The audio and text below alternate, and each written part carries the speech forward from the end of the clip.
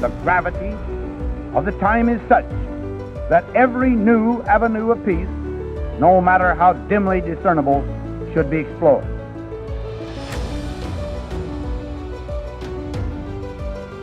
Never before in history has so much hope for so many people been gathered together in a single organization.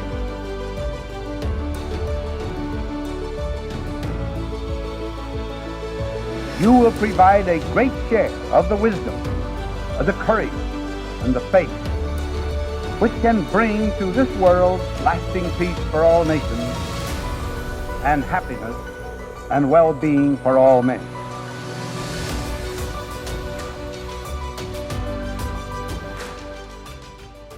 So we are here today on Titans of Nuclear with Academy Award winning filmmaker Oliver Stone and Joshua Goldstein, author of A Bright Future, who is now a two-time Titan. Oliver and Joshua, welcome to the show. Good to be with you. Thank you, Olivia. So Nice. Today we are here to discuss the film that you two co-wrote. It's based off of Joshua's book, and the film is titled Nuclear Now. It's being released in select theaters on Monday, May 1st, a week from today. I'm really excited to see the film. I'll be at your DC event next week. And I know that many of our listeners are also very excited to see it, and some of them already have. I also want to mention that there are a number of Titans in your film, just to name a few, obviously Joshua, Jake DeWitt, Isabel Bemeke, and I'm sure many more. So, for our listeners, if you hadn't heard those episodes or want to refresh, be sure to go back and listen. So to kick it off, Oliver, the film is, inspired by Joshua's book. It takes a lot from that book, but how did you come to nuclear? Did you, learn about nuclear and then come and find the book? Did you read the book first and then you were really inspired about nuclear? What was that journey like? I guess I'm the new player in the game. So I quickly just tell you that I was just concerned. I was not a specialist at all, nor do I have a scientific background, but obviously the future looms for everybody, and it's a big concern. I mean, my films have addressed my concerns, and this is a big one. This is my children and potentially grandchildren. It's a future. And I didn't know what was going on. It's confusing because everyone's in this huge marketplace we have is talking different things, different solutions, green, this, blah, blah, blah. I was not particularly original. I just went along with the conventional. And when they banned nuclear, I thought maybe they know something that I don't know. But I realized when I saw that as the argument went on, that nobody was making much sense to me. Joshua's book came along at that time. It was reviewed in the New York Times. I thought the review was brilliant. Richard Rhodes wrote it. Read the book quickly. It's a simple book to read. And not too long, thank God. And I said, this has to be said. I presume it's accurate, and I presume we have to tell this to people because it's common sense. Again, common sense. And that's what we did. I called Joshua up. He didn't know me from Adam, and we talked about it, and we made the deal. And it took longer to make the movie than it took all that. So it was about 2 years in the making, off and on. You've seen the result. And Joshua, what was your initial reaction when you were approached to make this movie? And along with that, what are some of the differences you found in writing a screenplay or working on a screenplay versus a book? Right. So they turn out to be pretty different. I had these conversations with Oliver where I would say, oh, I've never worked on a film before. Can you tell? It's just a very different way of communicating. And I would say that the big differences were with the book. Stefan and I mean, he's a nuclear engineer.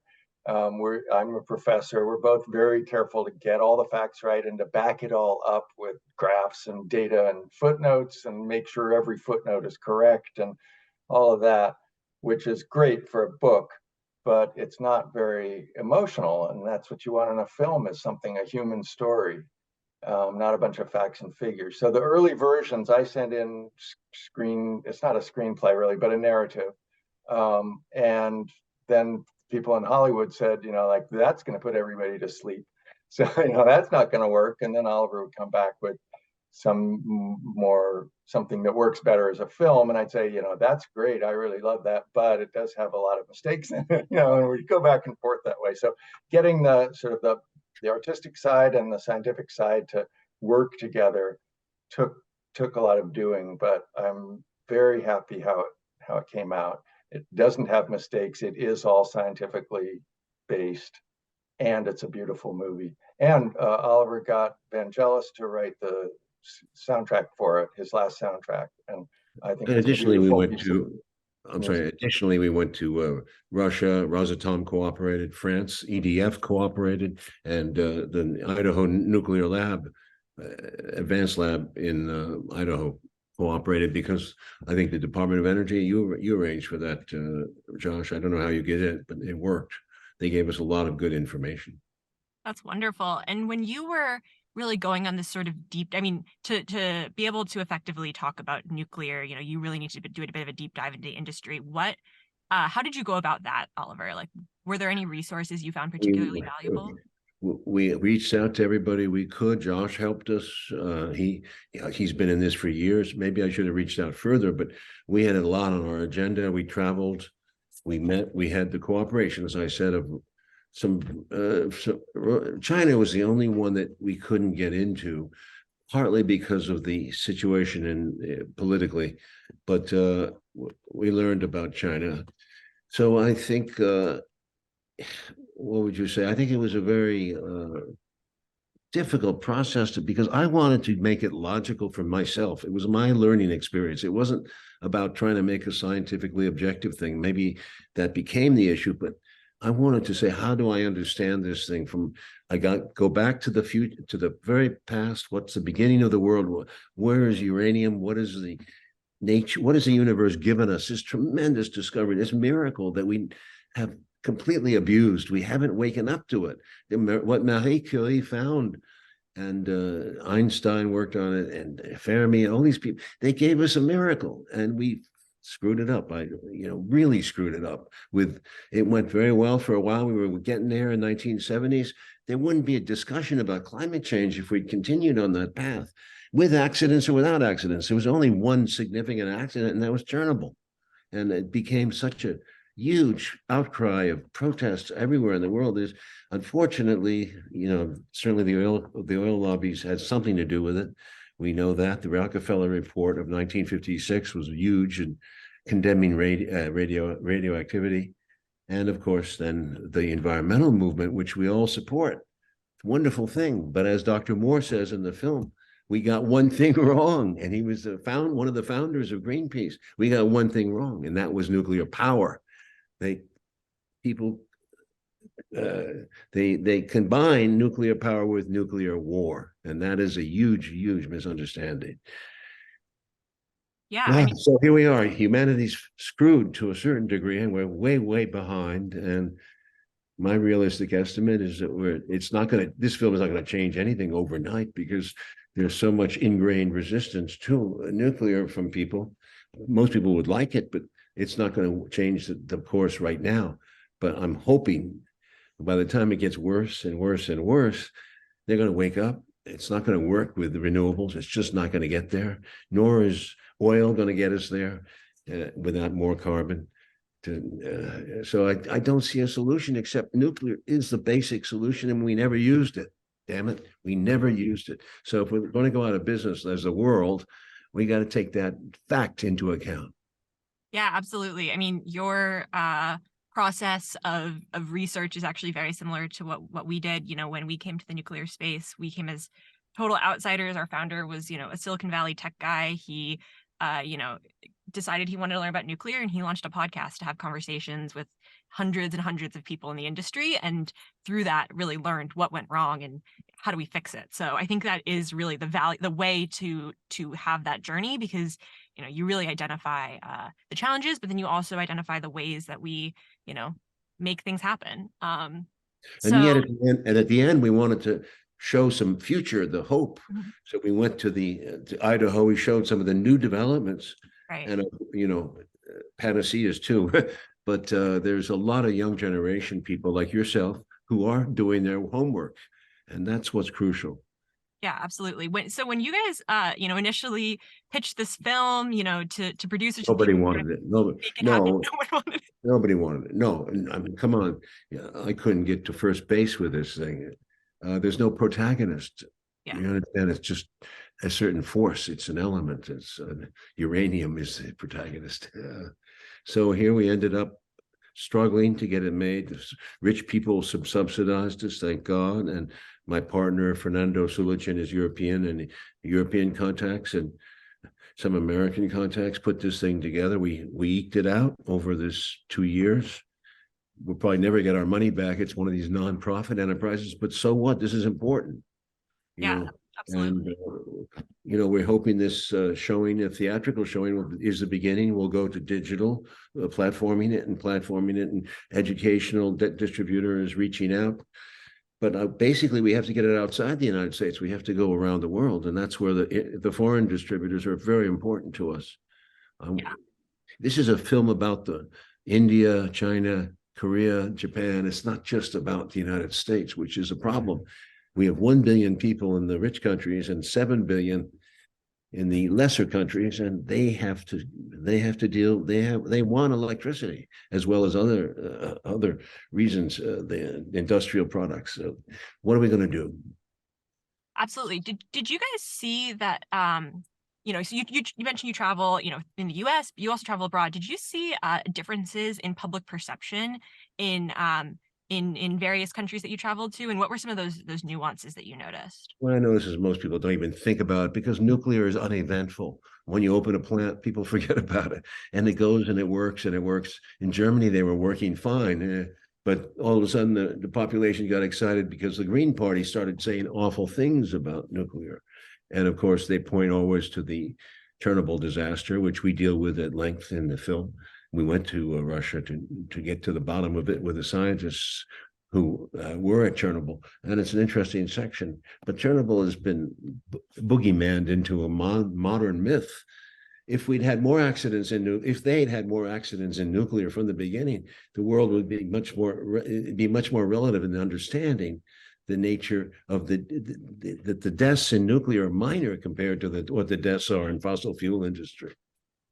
Yeah, absolutely. I mean, I think when you contextualize some of these facts in ways that people understand, it's so impactful. I'm always really interested by the fact that the United States Capitol has higher radiation levels than are allowed at a nuclear plant because it's made of marble.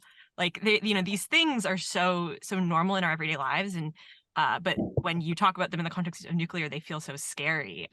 Josh, have you noticed a shift in public sentiment towards nuclear since you have published your book originally? Like, do you feel like more people are starting to come around to it? Yeah, definitely. In the last few years, it's not because of my book really, but it's just the energy crisis this last year in Europe, especially, has made a big difference. And generally, the pro-nuclear people are speaking out now, trying to get past this wall of fear and denial and the taboo on it. I think there's been quite a bit of change. What's the problem in a lot of countries, and Germany's one of them, is that the public supports nuclear power, which is kind of a miracle after all this propaganda about how terrible and dangerous it is, but supports it. But politically, especially in parliamentary systems, the Green Party has that balance of seats that you need their votes in order to form a government, and they demand that you shut down nuclear. So nobody else much cares about it. They're passionate and fanatical about it, and you need their seats to form a government. So, in Germany, Belgium, Sweden, happen all these places that the government says, okay, let's form a government and we'll give you your way on nuclear power, and then you give us our government so we can do all these other things. I think that's one reason that China and Russia end up, in the lead on the technology, because we're shooting ourselves in the foot, so to speak, in the Western countries by the ability of a minority of people to scream about it so loudly, and they have a lot of money behind them too, spending billions of dollars to tell us how dangerous it is, and then even if most of the public supports it. And by the way, the closer you live to a nuclear plant, the more supportive you are, is what the polling shows. So, but those voices can be drowned out from the loud minority in that kind of system. Absolutely. Yeah. And I think, it's unfortunate that it takes things like literally not having enough energy for countries to to change their policy and become more favorable towards nuclear, like we're seeing in countries like Poland, where it's not just that they have coal, fired energy, too much dirty energy. It's that they literally don't have enough to keep the lights on, and it shouldn't be that way. It's literally inhumane to not choose nuclear, because you are choosing something that is worse for your. That's what I believe. That's the future. I mean, I think it'll get worse and worse and worse because nobody's going to do really anything about it. Yeah. There's no mandate to build more nuclear like we're talking about. As it gets worse and worse, there's going to be a scramble. There's going to be a real scramble to build as fast as possible, because they would have exhausted all the other efforts with all the with the wind and the wind is good, but I mean we support renewables, but they're very expensive and land required, and solar has its problems too. But that's all good. But still, for the aggregate total required, it's nothing compared to what we need to do. So as people become more and more panicked, it's obvious that there's going to have to be a faster and faster reaction. And the only thing that we have that we know works to date is nuclear fission. Absolutely. And I mean, that's not even accounting for the fact that we're going to see, a global increase in energy, threefold in the next, 20 years. And the fact that there are so many heavy energy using industries and companies that need baseload power. The sun doesn't always shine and the wind doesn't always blow. Renewables are intermittent, so they're not a solution. For something like a data center or a hospital, like those things can't go down. You need a baseload solution, and that's really where nuclear comes in. And sort of on that, I'm really curious. There's a lot of conversation about the next, quote unquote, nuclear renaissance, and it's something I feel like every 10 years people talk about. And there's sort of I think we really need a approach that uses large builds, the Gen 3 SMRs and advanced reactors to get us to this nuclear shift. But I think we need to primarily focus on what we can build the fastest and what can solve some of those fringe problems. I'm curious, what your opinion is on how we solve this technology mix question, and how we really get electrons on the grid. I like all those sizes, the big ones, like the Chinese Hualong 1, kind of, they can just build those fast now. They're pretty cheap. Workhorse reactors, we call it in the film, and as fast as they can build them, they can replace coal plants. And Poland too, buying the big reactors, very good. We like the SMRs also, because cheaper and faster to build. And then the micro reactors and smaller stuff also very, very good. And we touch on it at the end of the film, the potentials for producing hydrogen with nuclear and that kind of thing. I'm also very interested in what your founder is doing with the smaller reactor in Poland to go, and other companies too, to go behind the meter and deliver both heat and electricity directly to industrial users. And this is what X Energy is doing with Dow Chemical for their first reactor on the Gulf Coast in the United States. So then you don't need the transmission lines, you don't need all this sprawl of the wind and solar. You get heat directly, and that's what the industries need. A chemical plant uses a lot of heat as well as electricity. So, but by making it smaller, it's faster to build. You can start selling your product faster and make some money and not wait out there for 10 years with $1 billion invested, or $10 billion or whatever. And then get it behind the meter and directly to where it's being used. Much more efficient and cheap. It has to be cheap, or else it's not going to replace fossil fuel. Well, it should be cheap. It will if we're desperate enough, and then cost won't matter. If you're looking death in the face, you're going to pay your way out of it somehow. So it's really going to get desperate. It needs to get desperate. Yeah, I mean, I think the real barrier is just getting the construction timelines down, and manageable regulatory costs. And if you can, achieve those two barriers, you can grow nuclear, at the same way we grew renewables, right? It's not about the technology. It doesn't matter what technology you choose, as long as you can sort of apply a renewables minded approach to how you scale it. That's at least, sort of the conclusion we've come to, and I think, is what we're seeing the market sort of incentivize. So hopefully, hopefully that takes hold, and hopefully we're able to see this nuclear future that we want to build. I would love to know, without giving too much away about the film, people are going to see it. What was, the most thought-provoking or sort of impactful experience you had while making this movie? Well, for me, it was getting to know a whole world that I did not know. So I went to, as I said, to these reactors, most of which are very uneventful. So it's always the case is in France, it's the same thing. It's a government EDF. There have been some problems, but it's a very well-run organization, and it's been there from the beginning. France went nuclear in the 1970s, 80s. When de Gaulle, they converted 58 reactors in France in 15 years. They built fast because they had the oil shortage, as well as there were other problems in France. Compared to what German electricity prices are or were, there's no comparison. France was cheaper, but now France has to replace its nuclear reactors because the maintenance time has run out. Same thing was true in Sweden, right? Same thing in Japan, Korea. We're hoping for Indonesia now. We're hoping that India is certainly a huge player here. Lots of coal in India, but they are building reactors. That's hope. And China, as I said, the Hualong's a big one. The boiling water, right? It's a boiling water reactor. Am I right? Yeah. No, that's a pressurized water reactor. Yeah, I think it's PWR. It's not okay. Well, then there's the one. It's a light water reactor, like most. GE Hitachi in America is building something called Yes. the what? That's the boiling water. Yeah. BWRX, is that the name of it? Yeah. 300. That has great hope. Great hope. Thorcon, you didn't mention. Yeah. Indonesia.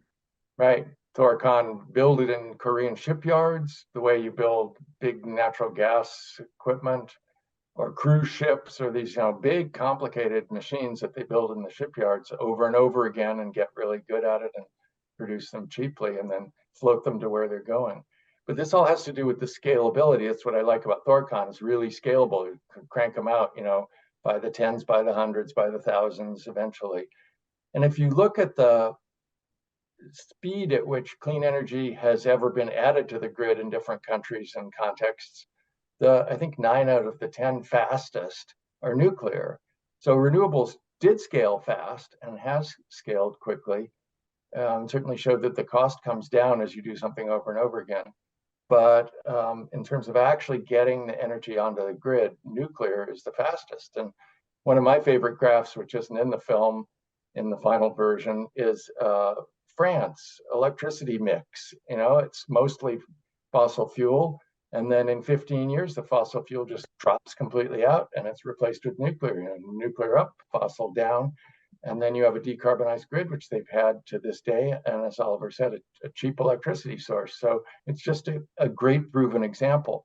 And all the ideas how we're going to solve climate change, I like a lot of them, but they're not proven. The deep geothermal, great idea, hasn't been done. Fusion, 30 years in the future, maybe now it's less, and so forth. They may work, they may not work. But I've got a granddaughter who's less than a year old, and we're talking about staking her life on the decisions we make now. And I'm not going to risk it on something unproven. I want to do what France did.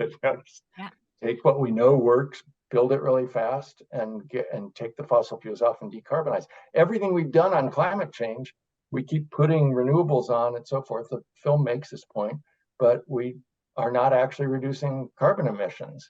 And we haven't for 30 years since we've been talking about how we need to reduce carbon emission. We have to recognize we're in a big moment of failure about climate change. It's not like we're on track and we just need to tweak it a little bit, or we need a little bit of nuclear to fill out where the wind and solar don't get it. It's not like that. We're way off track. We need a really substantial change. That's the truth. And every time you mention nuclear, the media is asleep to some large degree. And they say the first thing that comes to their minds, if they haven't done their homework, is danger. It's the first thing they say. Well, nuclear is great, but it's dangerous. Absolutely. I mean, and Josh, you mentioned France, my favorite example of nuclear build out of South Korea. I just think, talk about, embracing nuclear in a really desperate situation. Post-Korean War, they were just completely decimated. And they use nuclear not only to, bring themselves out of poverty, but to become a massive industrial force. And it's just such an incredible story. And, I mean, they also had an energy security concern, right? Because they couldn't have a pipeline running through North Korea. That was just not an option. So, I think it is such a fascinating story. And if you look at these historical examples, you see how we could, how we will honestly embrace nuclear when we come to this global point of desperation. It's just unfortunate that we're going to have to get there before we can. Hopefully we don't have to get there, but unfortunate that may be. The other thing about South Korea is nuclear, well, until they stopped building it 5 years ago, now they're starting again, was the cheapest thing of all the energy, cheaper than hydroelectricity, cheaper than coal. It's like they are building, not a lot of them, but they've started to build the same reactor over and over again, the APR 1400, and they built it. I guess 4 of them in South Korea, and now they've been building them in the United Arab Emirates. A 4-reactor plant, 3 of them are on the grid. The 4th one's under construction coming along. It's on budget. It's on schedule. It's all those things that the anti-nuclear people say nuclear can't do. They're doing it on the ground in real time in the United Arab Emirates, and almost never do you see anything in the news about that. I'm sure almost everybody out there has no idea that's going on, but here's the example. You can build a lot of electricity really fast and cheap if you just do it this way. Absolutely, and it's such a point of national pride too. In the UAE, we've had some folks from the program come on the podcast. They are so happy to sort of show it off, and they should be, because it really is such a great example of how we can achieve nuclear at scale. So I want to sort of wrap us up, but I want to give you both an opportunity to sort of outline your vision. Obviously, it's going to take a lot for us to get there, but what does your nuclear future look like?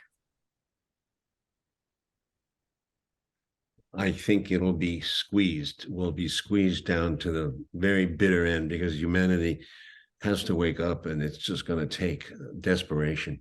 Desperation will be all forms of climate change that are going to upset people, make immigration enormous. There'll be so much movement in the world away from countries, and to so much disruption.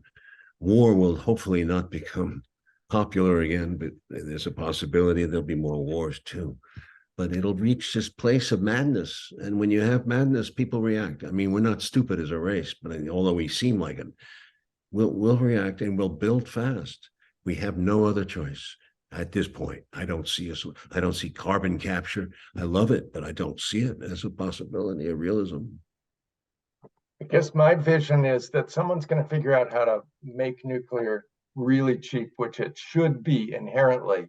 That's the clip in the film about how the fuel pellet the size of the tip of your pinky has as much energy as a ton of coal, and it costs a couple of bucks, and the ton of coal costs $100. So it should be the cheapest thing if we just do it right. And somebody's going to figure out how to make that work. Maybe it'll be Last Energy, maybe it'll be Thorcon, maybe it'll be Westinghouse, I don't know. But when that happens, I think things will start to shift really quickly. And people ask me, like, well, will people ever stop being afraid of nuclear? And I say, yes, when it's 2 cents a kilowatt hour, no one will be afraid of it, and they'll forget why they ever were afraid of it. Just like flying, we know we're afraid of flying, but we still fly because it's so good, right? It gets us where we want to go. And you're exposed to radiation when you fly. Right. The problem with what Josh is saying, in my mind, is that it's an out. It lets people off the hook. You can say, oh, well, for now, it's just not cheap enough. Well, that's not the issue. We're going to have to spend money if we're in desperate conditions, and we're getting there. And we are there. What the hell? The world has changed remarkably in 10 years, 15 years. And 2050 would be at my out point, right? 2040 more likely. But I don't see it that we're going to change this. So waiting around for a cost, somebody to invent something with nuclear seems like utopia to me. Well, I think that if you start to build them, people get more used to them and That's then right. less afraid of them. And right That's right. now, everything's kind of all frozen up in the countries that are afraid of it. And I'm hoping the film does some good, just in a broad way to make people less afraid, to get the taboo lifted off the subject, put it on the table. Let's talk about it. How do we get there? And so forth. But I think in different countries, it'll look different. You know, some countries are going to, the government will say, yes, we want it, like the UAE, you know, we're going to build these plants and that's it. And other countries, it's going to be more, you know, companies jumping into the space and trying to make it work like we're doing in the United States. But yeah, Absolutely. Well, I you think we'll know, get there. I think we'll get there. But I'm you know, hopeful. I agree with Oliver that it's not going to be timely enough. But if we spend the 2020s developing the technology that we need to grow really fast in the 2030s and 40s, that's where I see the best hope. Start building now, start developing now, you know, but don't expect it to pay off in, you know, right away in the next few years. Well, Absolutely. hopefully the oil companies could do it. You know, they have the profits. Yep. Did you see the recent report about how Shell Oil buried all that information back in the 70s? Shell Oil, did you see that report? They buried Yeah. all these documents that pointed clearly to climate change. Yeah. So But they owe us. the oil companies have vast amounts of money and they're used to making these big investments in risky things. It's pretty daunting for if you're not a big oil company to like Thorcon, you know, for $1 billion, you can put money in to build the first Thorcon and own the future of energy. Everything's great. And I can give you a list as long as your arm of all the risks. It's completely insane. The political risks, economic risks, etc. You're probably going to lose all your money. But if you don't, then you're going to be fabulously rich and the world will be saved. But you know, oil companies do that all the time. They'll spend billions of dollars to drill dry wells somewhere, but the one that works out is going to make them a ton of money. Unfortunately, oil companies are in competition to some extent with nuclear energy, so it may not be where the money comes from. So that we have to work out, and that maybe I think I agree with Oliver. That's where a government has to step in and say, "Look, this is ridiculous. Energy is critical national infrastructure. Climate change is a threat to our way of life. We need to just build nuclear reactors and not get all hung up on, you know, the private sector having to do everything." Yep. Well, I am very excited to see the film next week and, you know, encourage our audience to see it either, you know, in person on Monday, or if it's not streaming or playing somewhere near you, stream it when it's available. Oliver Stone, Joshua Goldstein, thank you so much for joining us on Titans of Nuclear. Thank you very much, my dear. Thanks. We should mention the website for the film is nuclearnowfilm.com, and it lists all the theaters, 375 theaters that are going to be screening it one night only, May 1st, Monday. So that's where you can find it all. Also watch the trailer, which is really fun and wonderful. Great. Thanks for having us. Thank you. And initiate at least a new approach to the many difficult problems that must be solved in both private and public conversation if the world is to shake off the inertia imposed by fear and is to make positive progress toward peace.